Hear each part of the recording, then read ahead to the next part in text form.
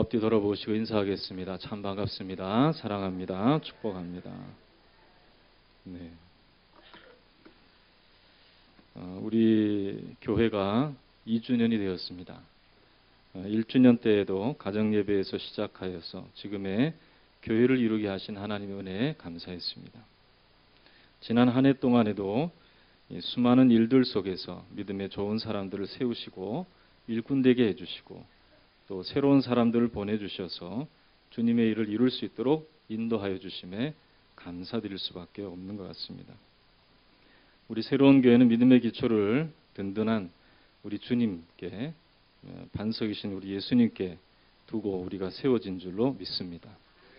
처음에 제가 우리 교회가 세워질 때 사람을 주로 삼지 않고 오직 살아계신 하나님을 주로 삼아서 말씀 가운데 세워지는 영적인 교회로 하나님께서 세워주셨음을 믿고 출발했습니다. 우리 교회가 끝까지 사람을 중심으로 삼지 않고 하나님을 중심으로 삼을 때에 주님께서 사람 되게 해주실 줄로 믿습니다. 사람이 사람을 만드는 게 아니에요. 하나님이 사람을 만드셨어요. 하나님이 우리를 만들어 주실 줄로 믿습니다. 사람이 주가 되면 안 되는 거예요. 하나님이 주가 돼야 돼요. 여기에서도 하나님이 영광을 받아야 하실 줄로 믿습니다. 우리를 세우시고 우리 가운데 하나님의 뜻을 이루어 주셔서 주님의 뜻으로 영원토록 살아. 이 땅에 살다가 죽으려면 그냥 사람 뜻대로 살면 되죠. 그러나 우리가 그럴 인생이 아니란 말이에요. 우리 그런 인생이 아니고 우리는 영원토록 살아서 영원토록 하나님께 영광 돌려드려야 될 자들이기 때문에 우리는 사람을 주로 삼지 않습니다. 우리 하나님을 주로 삼고 살아가는 우리가 되어야 할 줄로 믿습니다. 그렇습니다. 그래서 우리 어린 심령들이 찬양한 것처럼 우리 은혜 아니면 우리가 설 수 없다고 고백한 것처럼 은혜가 강같이 흐르는 여러분, 우리 하나님은요 여러분들에게 은혜 주시기를 원하시는 하나님이신 줄 믿으시기를 주의 이름으로 축원합니다. 그러니까 하나님의 말씀은 은혜예요. 그 말씀이 내게 은혜 주신 거예요. 그래서 하나님, 나를 이렇게 부족한 자인데도 주님께서 허물을 우리의 가지고 있는 허물을 하나님께서 탓하지 아니하시고 야단치지 아니하시고 우리를 덮어주시고 우리 가운데 하나님의 뜻을 나타내어 주시는 놀라운 은혜는 지금도 우리 가운데 흐르고 있는 줄로 믿습니다. 그 은혜를 거부하면요 다 허물투성이에요. 모든 게 다 허물투성이에요. 어딜 가든지 그 허물 때문에 그 사람은 만족할 수 없고 기뻐할 수 없고 신앙의 아름다운 삶을 살아갈 수도 없습니다. 그러나 은혜가 우리 가운데 흐를 때 다 치료되게 될 줄로 믿습니다.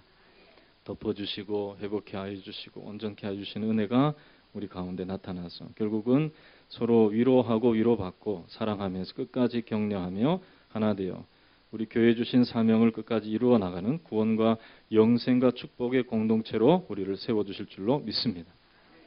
우리 어버이들을 감사하십시다.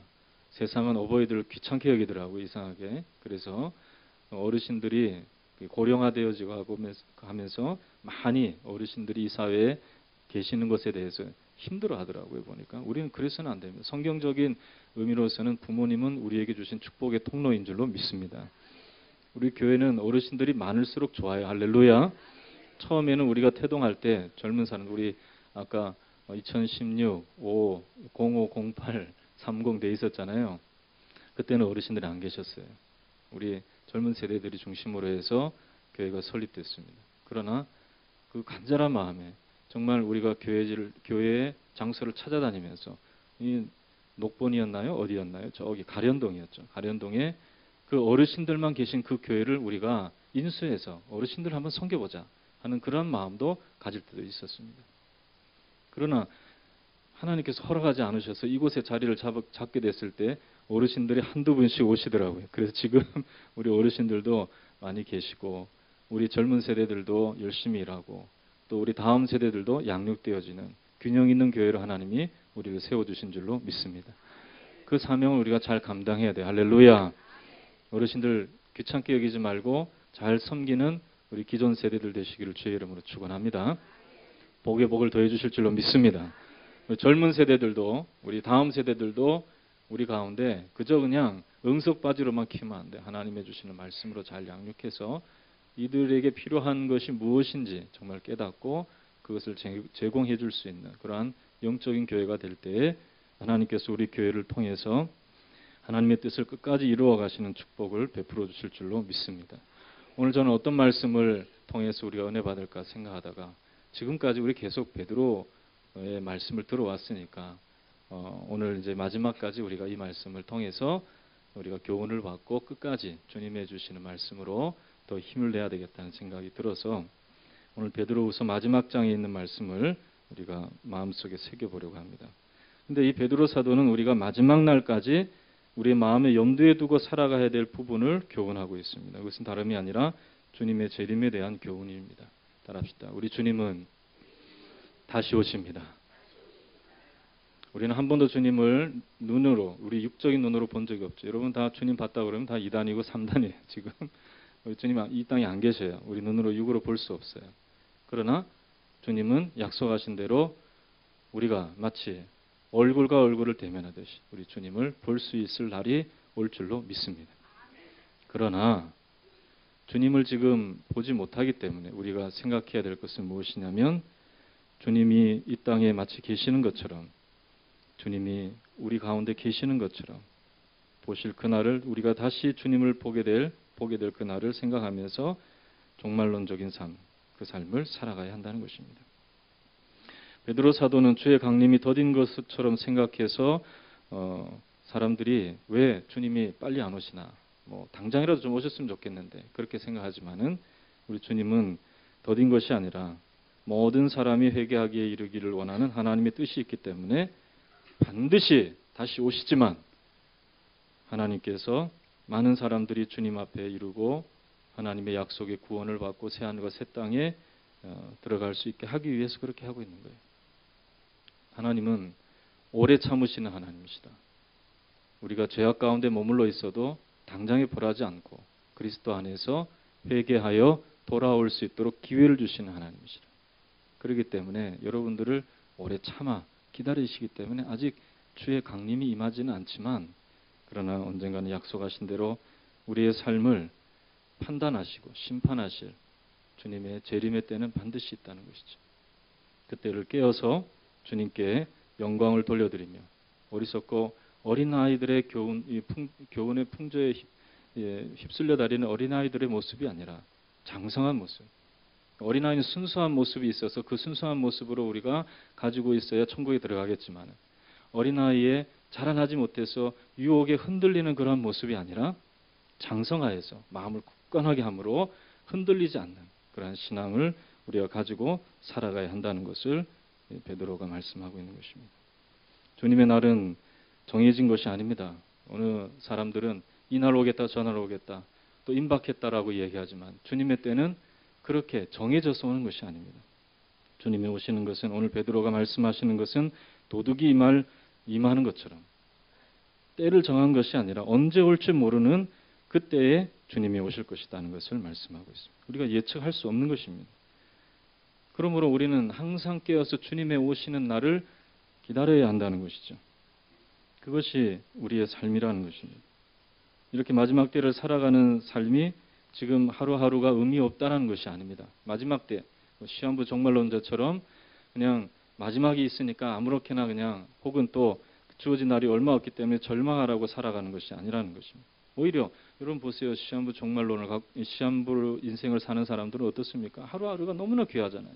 의미 있게 살려고 노력하는 그러한 부분도 있지 않습니까?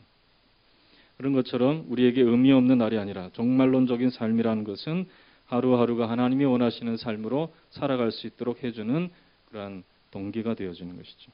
가시고기의 저자인 이 조창현이라고 하는 소설가는 이런 말을 했습니다. 오늘이 어제 죽어간 사람이 그토록 살고 싶어한 내일이었다라고 얘기하고 있습니다. 그러니까 죽은 사람들에 의해서는 오늘 하루가 너무나 귀하고 바라봤던 그런 한 날이기 때문에 내게 의미가 없는 한 날은 없다는 것이죠. 라틴어 격언에 메멘토 모리라고 하는 말이 있는데요. 당신이 반드시 죽게 된다는 것을 기억하고 살아가라라는 그런 말입니다. 이것은 살아 숨쉬는 하루하루가 의미 있다라는 것이죠. 시편 90편에 있는 말씀에 모세는 인생을 이렇게 말했습니다. 아침에 피었다가 저녁에 마르는 풀과 같다 그랬습니다. 약하죠. 저도 이제 이 화단에 보면 잡초들이 얼마나 많은지 모릅니다. 잠깐 피었다가 지는 거예요. 그런데 이 시편 90편 12절에서 모세는 이렇게 노래했습니다. 자신의 나를 계수함을 가르치사 지혜롭게 살게 하여 주옵소서.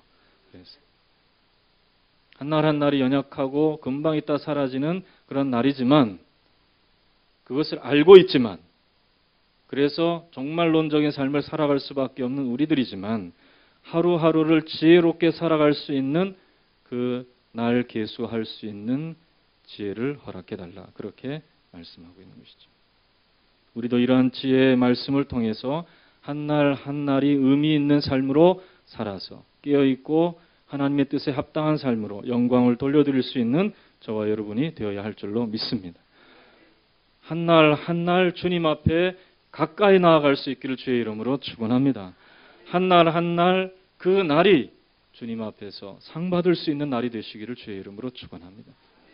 여러분들의 한날 한날의 삶 속에서 말하고 행동하는 것이 주님 앞에서 온전히 이루어져서 하나님 앞에 하나님께서 마지막에 우리의 삶을 회개하실 때, 돌아보실 때 우리가 정말 영생의 복을 받을 수 있는 근거가 되어야 됩니다. 믿습니까? 그렇습니다. 베드로는 두 가지를 잊지 않고 한 가지를 힘써야 된다고 말씀하고 있습니다. 두 가지, 잊지 말아야 될 것. 그리고 한 가지, 힘써야 될 것. 그것이 무엇인지를 유언과 같이 베드로가 마지막에 흩어져 있는 그리스도인들에게 말씀하고 있는 것이죠. 첫 번째로 잊지 말아야 될 것은 이 세상, 종말론적인 삶을 살아가는 우리들이 바라볼 때 이 세상은 점점 하나님의 뜻과 멀어진다는 거예요. 세상이 점점 더 좋아지고 유토피아를 이룬다는 것은 꿈에 불과하다는 것을 분명히 성경은 얘기하고 있습니다. 성경은 이 세상은 하나님께서 심판하실 때 불로 심판하시듯이 완전히 체질이 녹아서 없어지는 이 땅이 될 것이라고 말씀하고 있습니다. 이 땅은 점점 하나님을 가까이 하지 않아요. 여러분 착각하지 마세요. 세상은 좋아져서 점점 더 하나님을 가까이 할 거라고 생각하지만은 세상이 문명화되고 세상의 지식이 흘러넘칠수록 하나님을 더 멀리 한다는 사실을 알아야 됩니다. 이것은 최근에 일어난 일이 아니고 과거에서도 똑같은 그러한 역사가 있었습니다. 어렵고 힘들고 유목민으로 삶을 살아가는 자들은 하나님을 앙망하는 일들이 더 많았어요. 그러나 도시 문명 속에 있는 사람들은 하나님을 금방 떠났어요. 그리고 죄악이 치우치는 경우가 참으로 많았습니다. 오늘 이 3절의 말씀을 보면은 어떤 일들이 이러한 이 세상 가운데 나타나는가 하는 것을 말씀하고 있는데요. 자, 1절에서 3절을 제가 읽을 때 한번 잘 들어보시길 바랍니다. 사랑하는 자들아, 내가 이제 둘째 편지를 너희에게 쓰노니 이 두 편지로 너희의 진실한 마음을 일깨워 생각나게 하여 곧 거룩한 선지자들이 예언한 말씀과 주 대신 구주께서 너희의 사도들로 말미암아 명하신 것을 기억하게 하려 하노라. 먼저 이것을 알지니 말세에 조롱하는 자들이 와서 자기의 정욕을 따라 행하며 조롱하여라고 말씀하고 있습니다. 이들이 조롱하는 것은 무엇이냐면 4절의 말씀인데요. 이르되 주께서 강림하신다는 약속이 어디 있느냐? 조상들이 잔 후로부터 만물이 처음 창조될 때와 같이 그냥 있다 하니 그렇게 말하고 있습니다. 이 세상 사람들은요, 자연도 자기들이 조절할 수 있다고 생각하고 또 이 지구를 떠나서 화성 아니면 목성 어디든지 가서 자기들이 개척하면 그곳에서 살아갈 수 있다라고 생각합니다. 그러면서 주님의 약속이 어디 있느냐? 조상들이 잔 이후로부터 만물이 처음 창조될 때와 같이 그냥 있다. 세상은 그냥 이 우주는 그대로 있다는 거예요. 몇만 년, 몇십만 년 그대로 있을 것이다. 이렇게 생각하고 살아간다는 것이죠. 그러면서 하나님의 약속, 즉 예수 그리스도의 강림의 약속을 비난한다라고 말하고 있습니다. 우리 주님께서도요, 역사 속에서 일어날 두 가지 사건을 예로 들면서 마지막 때 인자의 오시는 날을 비유했습니다.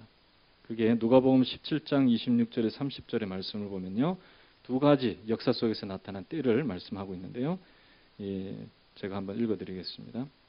노아의 때에 된 것과 같이 인자의 때에도 그러하리라. 노아가 방주에 들어가던 날까지 사람들이 먹고 마시고 장가들고 시집가더니 홍수가 나서 저희를 다 멸하였으며 또 롯의 때와 같으리니 사람들이 먹고 마시고 사고 팔고 심고 집을 짓더니 이 소돔에서 나가던 날에 하늘로부터 불과 유황이 비오듯 하여 저희를 멸하였느니라. 인자에 나타나는 날도 이러하니라. 그랬어요. 먼저 물심판이 있었던 노아의 때와 또 두 번째로 불심판이 있었던 소돔과 고모라의 그때를 예수님이 비유로 하고 있는 거죠. 그건 역사 속에서 있었던 것입니다. 없었던 게 아니에요. 노아의 방주 그리고 소돔성, 역사적으로도 소돔이라고 하는 그 도시는 있었어요. 이 두 역사적인 사건을 통해서 세상 사람들이 마지막 때에 나타낼 양상을 예수님이 말씀하신 것이죠. 물심판이 있을 때 노아의 시대의 사람들은 어떻게 했습니까? 노아가 120년 동안 산 위에서 방주를 지었습니다. 산 위에서 방주를 지었으니까 방주 짓는 게 보였을까요? 안 보였을까요? 대답이 없으실 줄 알았습니다. 볼 수 있는 사람들은 다 봤겠죠. 그러나 그닥 의미 있게 생각하지 않고 정신 나간 그런 행동으로 생각했겠죠.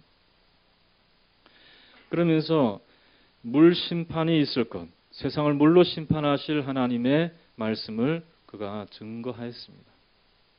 그럼에도 불구하고 아무도 듣지 않아서 결국은 노아와 그의 가족들 8명만 그 방주에 타고 나머지는 다 하나님이 이끌어 타게 하신 동물들이었어요. 곤충들이었고. 사람들은 하나님의 경고하심에 귀를 기울이지 않고 그저 먹고 자고 시집가고 집 짓고 그렇게 살아간다. 하나님의 경고하심에 대해서 조롱하는 것이죠. 하나님이 심판하시겠다고 하셨는데도 안 듣는 거예요. 그리고 노아가 마지막에 세상 사람들에게 가서 적극적으로 방주에 올라타라고 해도 안 듣는 거예요. 불로 심판하실 때 소돔과 고모라는 어땠습니까? 아브라함이 중보기도를 통해서 하나님이 이제 소돔과 고모라는 안 되겠다. 이들에 대해서 부르짖는 소리가 참 많이 들려와서 내가 한번 직접 내려가서 보려고 한다라고 아브라함에게 얘기를 했어요. 그랬을 때 아브라함이 하나님 어떻게 의인과 악인을 같이 멸하려 하십니까? 그 소돔에 있는 사람들 중에 의인이 50명이 없겠습니까? 45명이 없겠습니까? 40명이 없겠습니까? 30명이 없겠습니까? 20명이 없겠습니까? 자꾸 자기가 생각해 보니까 50명부터 시작한 게 잘못됐다고 생각한 거예요. 50 너무 많구나. 좀 줄여보자 해서 하나님과 한번 타협을 해본 거예요.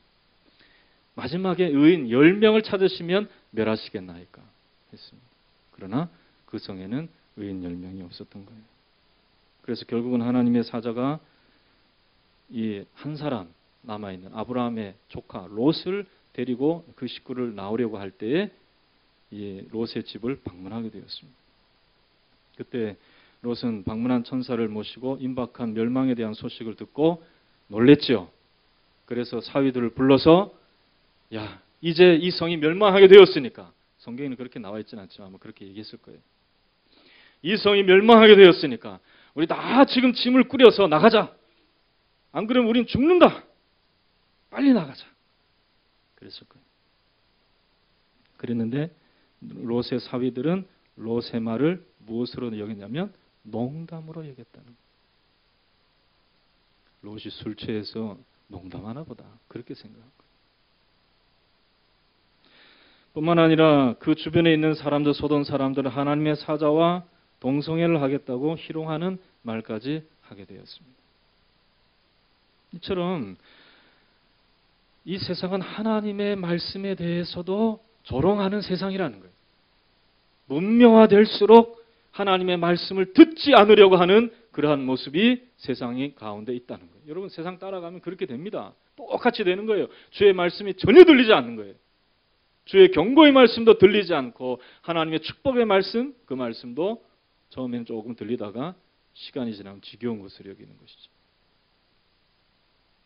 하나님의 언약만 조롱받는 게 아니에요. 그리스도인들 자체도 조롱을 받아요. 여러분 보십시오. 교회가 하는 일들이 어떤 일들이 있습니까? 선교하고 전도하고 구제하고 좋은 일 많이 하죠? 아멘을 안 하시네요, 여러분.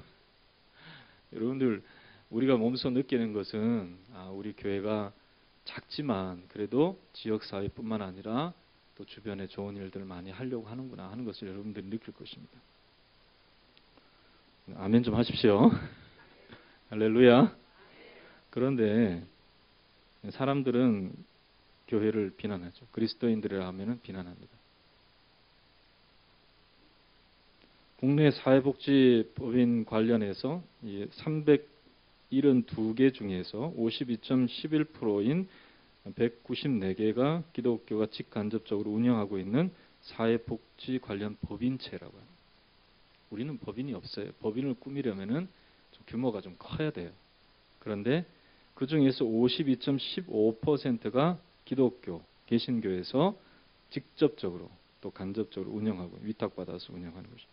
불교는 27.96%, 천주교는 15.6%. 사실 천주교가 더 좋은 일 많이 하는 것으로 알려져 있지만 통계상으로도 천주교는 그렇게 많이 하지 않아요.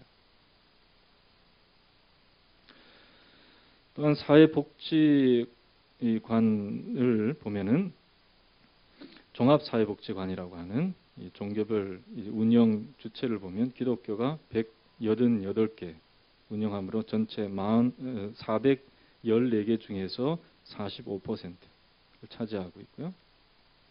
그리고 이러한 사회복지뿐만 아니라 북한 선교, 세계 선교, 가난한 나라 아프리카에 가서 또 물이 안 나오는 곳, 또 고아들이 많은 곳에 가서 고아원을 짓고 학교를 열어주고 하는 일들을 얼마나 많이 하는지 모릅니다. 그럼에도 불구하고 문화계 속에서도 밀양이라는 영화로부터 시작해서 교회 모습을 부정적으로 심어주고 있어요. 영화 보세요, 여러분. 영화 저도 그렇게 많이 안 보지만은 교회에 나오면 다 고리타분하고 위선적이고 잘못된 그러한 사람들의 인물을 부각시켜서 교회를 배경으로 놓습니다. 문학에서 다 그렇게 조롱하고 있어요. 인터넷 보세요. 얼마나 기독교인을 조롱합니다. 정치인 중에 기독교인이라고 하면 무조건 나쁘게 생각합니다. 물론 구약의 사사시대의 삼손과 같이 영적 힘을 잃어버려서 이방인 블레셋 사람들의 손에 이리저리 이끌려 조롱당하는 것과 같이 그리스도인들도 거룩함을 잃어버리면 세속화될 때에 세상으로부터 조롱을 받습니다. 여러분 보세요. 그리스도인은 세상의 빛인 줄로 믿습니다. 그리스도인은 세상의 소금인 줄로 믿습니다. 근데 그 빛과 소금이 그 맛을 잃어버리고 빛을 잃어버리면 어디에 쓸데 있는 거예요? 쓸모없는 것이 있다고 한다면 길거리에 버려져서 밟힐 뿐이라고 말씀하셨어요. 빛을 잃어버리고 맛을 잃어버린 우리의 삶이 될 때에 결국은 조롱당할 수밖에 없지만, 그러나 그렇게 살지 않고 거룩하게 삶을 살려고 해도 일부러 하나님의 말씀을 잃어버리려고 하는 것이 이 세상의 모습이라고 베드로는 경고하고 있는 거예요. 5절 말씀 한번 읽어봅시다. 우리 5절 같이 크게 한 목소리로 읽겠습니다. 시작. 이는 하늘이 예적부터 있는 것 같이 땅이 물에서 나와 물로 성립된 것도 하나님의 말씀으로 된 것을 그들이 일부러 잊으려 함이로라. 그렇게 말합니다. 일부러 잊으려 함이로다. 하나님께서 약속하신 대로 창조하시고 운행하시고 섭리하시고 마지막에는 심판하실 것이다 라고 하는 이 말씀에 대해서 일부러 잊어버린다는 거예요. 일부러. 그 말씀을 들어도 마음에 새기지 않고 버려버린다는 것이죠. 그렇기 때문에 우리는 점점 하나님과 멀어지는 세상을 따라가서는 안 됩니다. 주님을 가까이 해야 할 줄로 믿습니다. 말세의 삶을 살아가는 여러분들이요, 깨어서 주의 말씀을 따라 살아가시기를 주의 이름으로 축원합니다. 그저 세상 먹고 마시는 일에 집중하다가, 여러분 보세요. 요즘 보면 다 먹고 마시는 일이잖아요. 네? 방송 틀면 다 먹고 마시는 일. 그래요, 안 그래요? 저는 어느 이 몸집이 좋은 개그맨이 먹는 방송이 저는 한 군데인 줄 알았는데 틀어보니까 또 나오고 틀어보니까 또 나오고, 어느 집은 그냥 뭐예요? 그냥 여러 가지. 저는 이렇게 뚱뚱한 사람이 죄송해요. 그 몸집이 좋은 사람 저는 좋아해요. 왜냐하면 제가 젊었을 때 말랐기 때문에 좀 이렇게 푸짐한 사람이 좋더라고요. 그렇다고 우리 집 사람이 푸짐했다는 얘기는 안 해요. 그런데 틀면 다 그런 사람들, 틀면 다 그런 사람. 요즘 먹고 마시고 시집 가고 장가 가고 어찌 그리 똑같은지. TV 한번 다 틀어보세요. 다 시집 가고 장가 가는 거, 먹고 마시는 거, 집 짓는 거. 그런데 집중하는 거. 그게 세상 문화예요. 주님이 경고하신 말씀 그대로 세상이 흘러가고 있는 거예요. 그러니까 거기에 우리 마음 다 뺏기면요, 우리는 점점 하나님과 멀어지는 거예요. 여러분, 그 안에서 하나님이 주신 사명대로 시집가고 장가가고 먹고 마시고 집을 지을 수 있는 하나님의 사명을 이룰 수 있는 자가 되어야 할 줄로 믿습니다. 주님의 뜻을 따라서 우리가 행할 수 있는 자가 되어야 하지, 세상 뜻을 따라서 행하면 주님과 멀어지는 거예요. 똑같아 보이지만 다른 거예요. 여러분 믿습니까? 주님 말씀대로 주님을 가까이 할 수 있는, 그리하여서 내가 먹고 마시든지 무엇을 하든지 하나님께 영광이 되어지는 그런 아름다운 삶을 살아가는 저와 여러분 되시기를 주의 이름으로 축원합니다. 그렇습니다. 저를 가까이 하면 우리는 세상을 닮아가지 않습니다. 주님을 닮아가는 것입니다. 두 번째로 주님께서 때를 주관하신다는 것을 잊지 말라고 베드로는 말씀하고 있습니다. 자, 한번 8절 말씀 읽겠습니다. 같이 읽겠습니다. 시작. 사랑하는 자들아, 주께는 하루가 천년 같고 천년이 하루 같다는 이 한 가지를 잊지 말라. 그렇게 말씀하고 있어요. 주님께는 하루가 천년 같고 천년이 하루 같다 하는 이 한 가지를 잊지 말고 살아가라는 것입니다. 하나님은 시간에 속박당하지 않고 시간을 주관하신다는 것이죠. 뿐만 아니라 하나님께는 시간보다 더 중요한 게 있다는 거예요. 그것은 우리를 구원하시는 것이요, 우리를 하나님의 뜻을 이루게 하시는 것이 더 중요하다는 것을 우리 주님은 말씀하는 거예요. 여러분, 하나님께는 시간보다 더 중요한, 우리는 또 시간을 중요하게 여기잖아요. 그러나 우리가 가지고 있는 시간에 속박되어 있는 우리가 시간을 중요하게 여기는 것보다 더 중요하게 생각하는 것은 바로 우리라는 거예요. 하나님, 우리를 더 중요하게 생각하시는 거예요. 할렐루야. 그렇습니다. 여러분, 우리 이 말씀이 이해되려면요, 우리 주변을 한번 생각해 보면 이해가 될 수 있을 거예요. 한번 잘 생각해 보십시오. 시간을 따지는 사람들이 어떤 종류의 사람들이 있을까 한번 생각해 보세요. 뭐 다른 여러 가지 케이스가 있겠지만은 저는 우리 학생들, 우리 자녀들 일을 예로 들어서 설명하면 여러분들이 잘 알 수 있을 것 같아요. 예를 들어서 자녀가 있는데 자녀가 수학 공부를 지극히 싫어해요. 그 아이에게 부모님이 그래도 넌 수학 점수를 좀 그래도 기본 이상은 받아야 되지, 50점 이상은 받아야 되지 않겠냐, 그러면서 공부를 시키는 거예요. 2시간 동안 꼭 앉아서 이 시험 문제를, 수학 문제를 풀어라 그러면은 이 아이가 기쁨으로 풀겠습니까? 아니죠. 지겨워지기 시작하죠. 수학 문제를 풀다가 뭘 보기 시작하죠? 시계를 보기 시작합니다.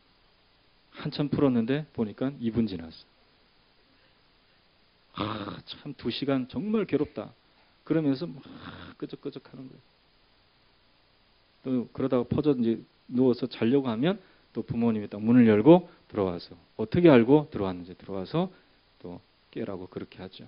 그리고 수학 문제를 풀려고 그래요.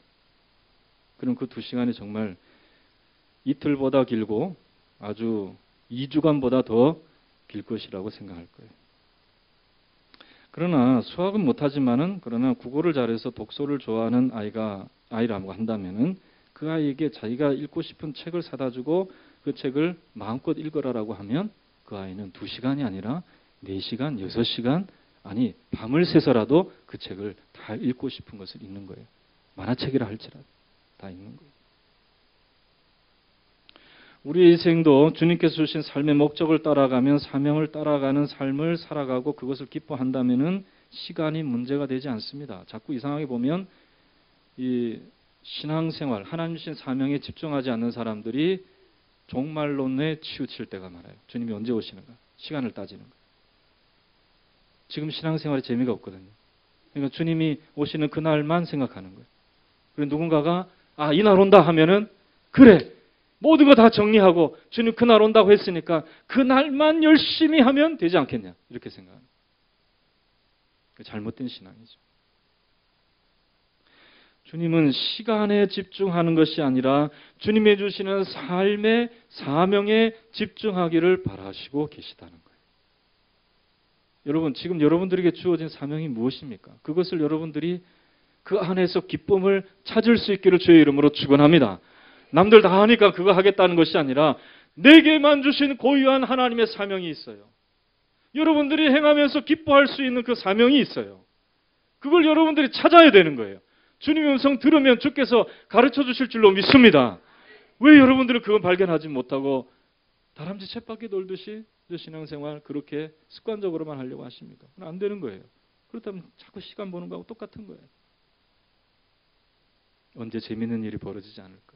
언제 흥미를 끌 만한 것들이 있지 않냐? 그러면서 시간을 자꾸 보는 거예요.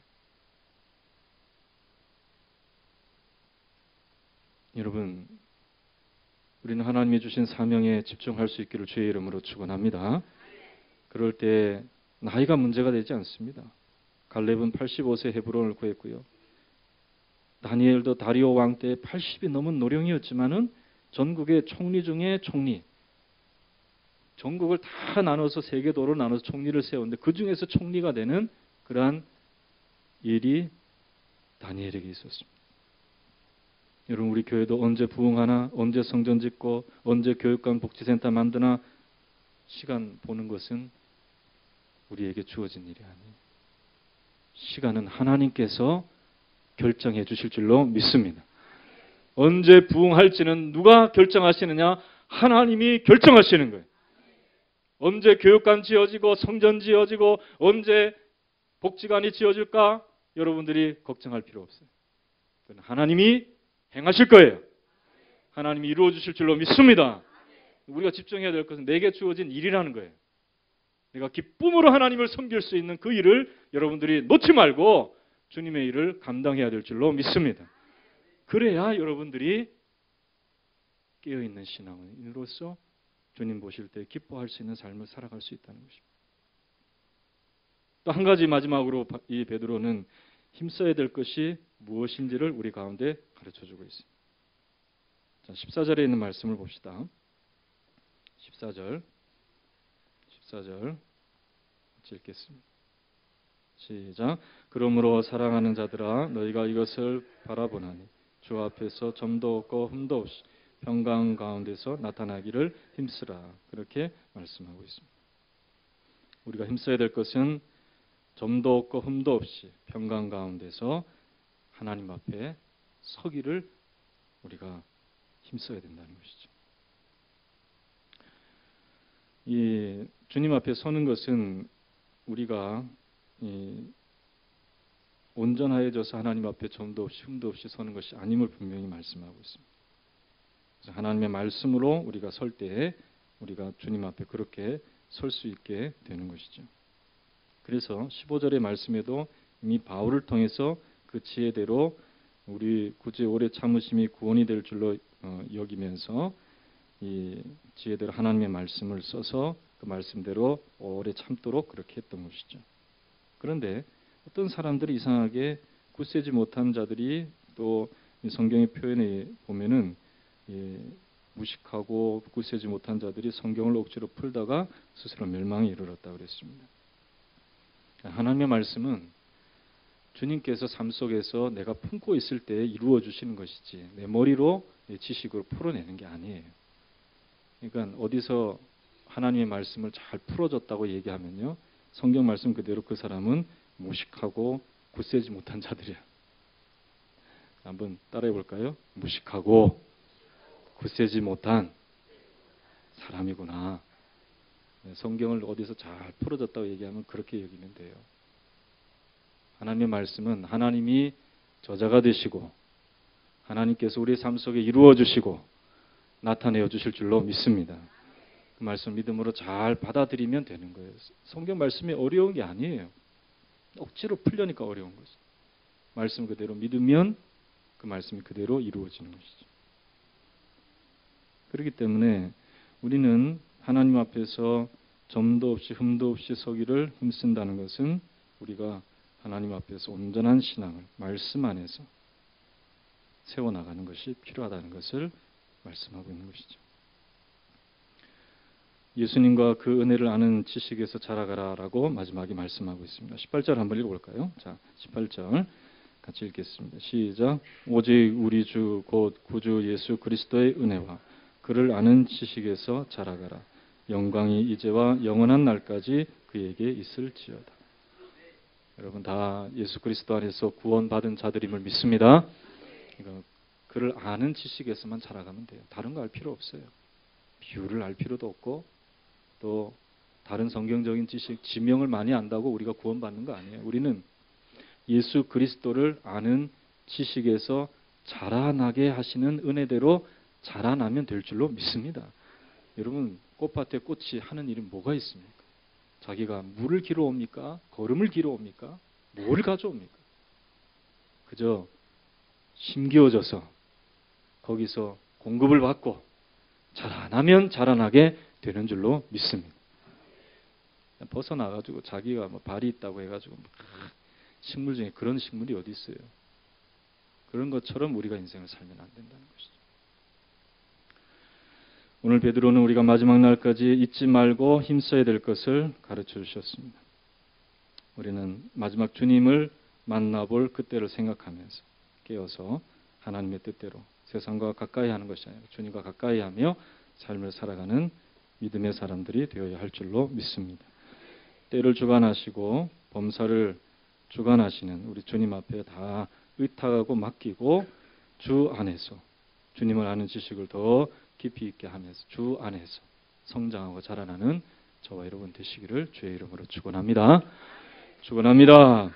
우리 다 함께 내가 그렇게 살아갈 수 있도록 내 자녀들도 그렇게 살아갈 수 있도록 인도해 달라고 잊지 아니하고 마음에 새겨서 힘써서 살아갈 수 있는 우리들 되도록 축복해 달라고 주의 말씀으로 우리를 세워달라고 간절한 심령으로 기도하겠습니다. 좋으신 하나님 아버지 은혜를 감사합니다. 오늘도 말씀을 통하여 우리를 교훈하여 주시고 깨우쳐 주시니 감사합니다. 하나님 이 세상 마지막 날까지 우리가 생각해야 될 것은 하나님 이 세상의 지식과 경륜이 아니라 하나님의 말씀이요 주의 말씀이 우리 가운데 이루어짐을 분명히 깨닫고 주님 다시 만나는 그날까지 우리가 잊지 아니하며 하나님의 말씀으로 살아가야 됨을 교훈하여 주시니 감사합니다. 참으로 이 말씀이 옳은 것을 알면서도 세상에 치우쳐서 이 세상 지식과 이 세상 경험과 이 세상에 먹을 것과 내 삶의 위치와 내 삶의 지경을 위해서 살아갈 때가 참으로 많습니다. 하나님 아버지 이러한 연약함에서 속히 벗어나서 주의 주시는 말씀으로 돌아와 하나님의 말씀으로 세워지는 우리 새로운 교 믿음의 권속들 되게 하여 주시옵소서. 우리 교회가 또한 마지막 날까지 잊지 말아야 될 것과 우리가 힘써야 될 것을 우리의 마음에 새기고 믿음으로 살아갈 수 있는 영혼들 다 되어서 주님 주께서 우리 가운데 주신 이 사명을 끝까지 잘 이루어 주님께 칭찬과 명성을 얻는 저희들 되도록 주여 축복하여 주시옵소서. 예수님의 이름으로 기도하옵나이다. 아멘.